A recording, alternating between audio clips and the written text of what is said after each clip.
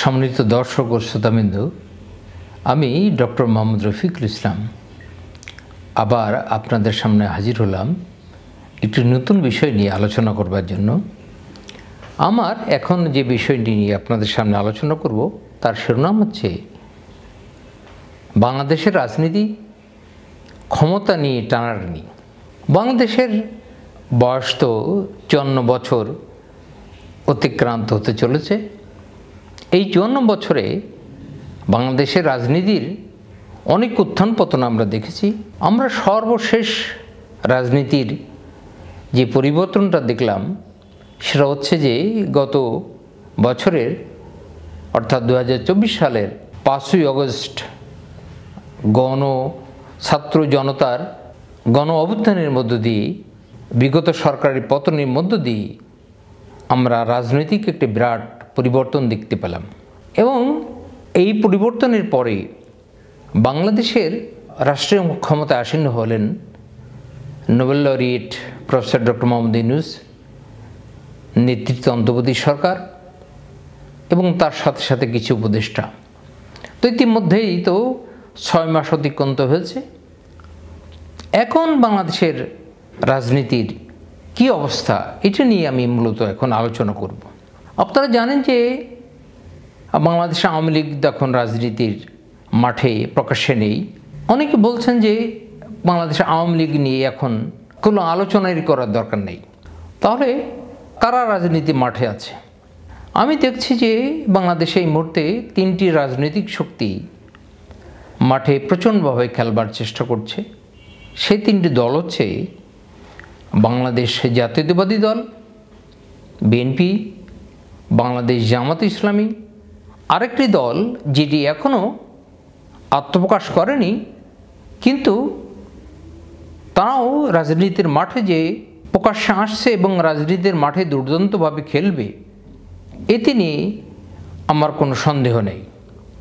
সেই দলটি হচ্ছে যে তরুণদের নেতৃত্বে, বিশেষ করে যেসব তরুণ বা ছাত্ররা গণবিপ্লবটা ঘটাতে সক্ষম হলো তাদের যারা নেতৃত্ব ছিল এবং ছাত্র উপদেষ্টা যারা এখন সরকারের উপদেষ্টা পরিষদে আছে, এরাও মাঠে চূড়ান্তভাবে যখন আত্মপ্রকাশ করবে তখন তারাও মাঠে খেলবে।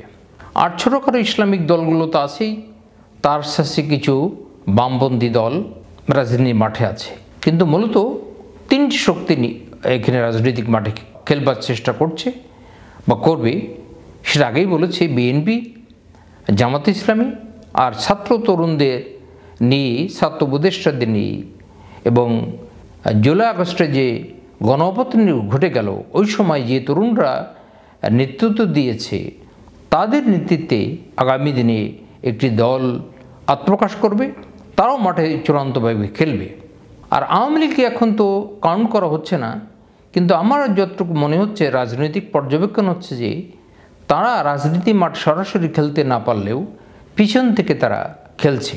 এখন এই চূড়ান্তভাবে খেলাটা যখন অনুষ্ঠিত হবে, অর্থাৎ জাতীয় সংসদ নির্বাচন অনুষ্ঠিত হবে, সেটা 2025 সালের ডিসেম্বর মাসেই হোক অথবা 2026 সালের প্রথমার্ধেই হোক, এই নির্বাচনটি যখন অনুষ্ঠিত হবে তখন এই রাজনৈতিক যে শক্তিগুলোর কথা বললাম তারা চূড়ান্তভাবে প্রস্তুতি নিয়ে রাজনীতির মাঠে কেমন খেলবে সেটা এখন দেখার বিষয়। আপাতত দৃষ্টিতে মনে হচ্ছে যে এই মুহূর্তে যেহেতু বাংলাদেশের প্রধান রাজনৈতিক দলগুলো একটি আওয়ামী লীগ মাঠে নেই, সুতরাং স্বাভাবিকভাবেই ফাঁকা মাঠেই প্রায় গোল দেওয়ার কথা বিএনপির, এবং বিএনপি বিপুল ভোটে জাতীয় সংসদ নির্বাচনে তারা বিজয়ী হবে এটি বেশিরভাগ মানুষের মনে করছে।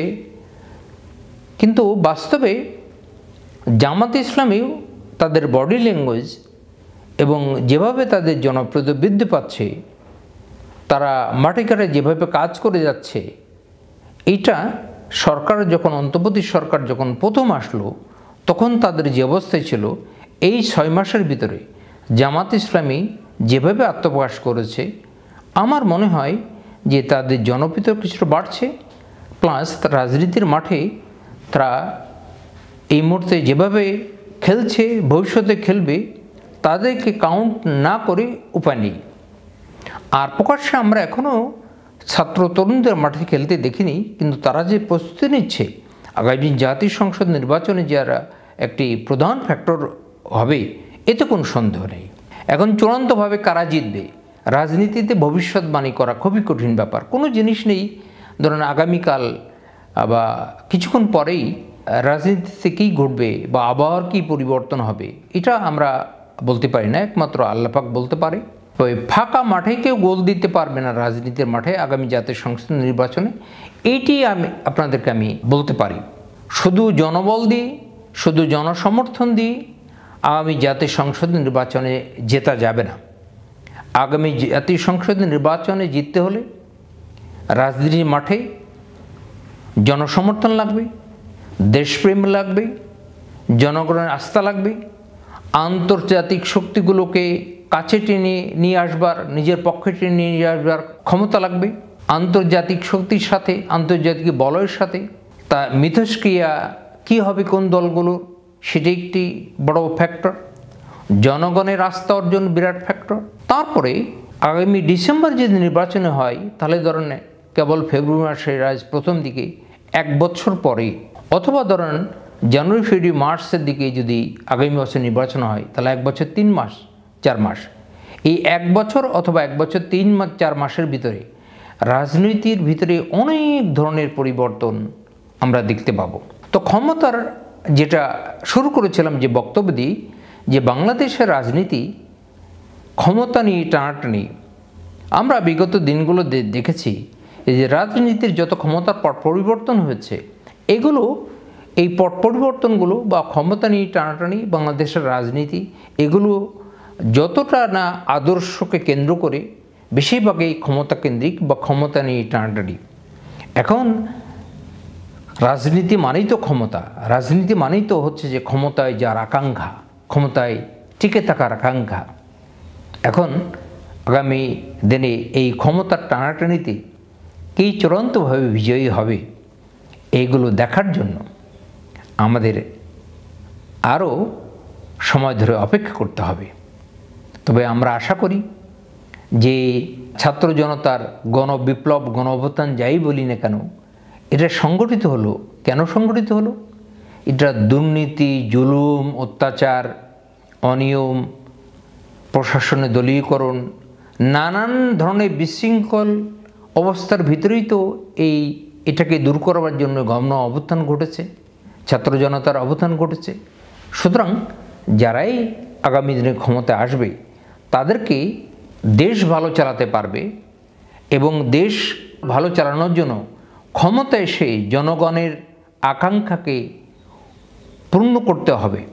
আর যদি কোনো দল ক্ষমতায় এসে জনগণের আকাঙ্ক্ষা পূর্ণ করতে ব্যর্থ হয়, তাহলে আবার সেই দলকে আবার 24-এর 5ই আগস্টের পরিণতি ভোগ করতে হবে।